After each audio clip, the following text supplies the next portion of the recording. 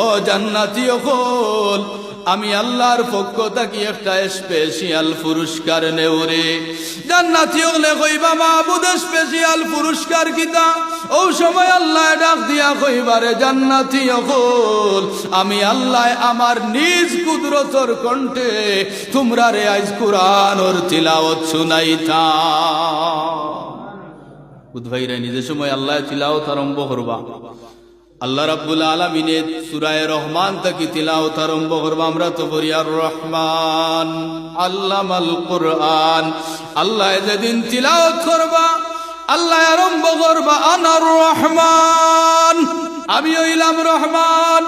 আল্লাহ যে সময় আনার রহমান কইয়া সূরা রহমান থেকে তিলাওয়াত আরম্ভ করবা, লক্ষ লক্ষ কোটি কোটি বছর যাইব।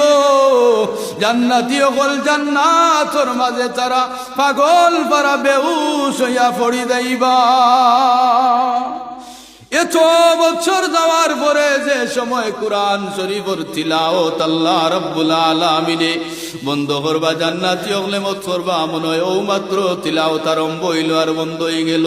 কিন্তু হাজার হাজার কোটি কোটি বছর গেছে কি জান্নাতি হলে পাগল পাড়া বেহুশ হয়ে গেছে, কইতা পারেন না।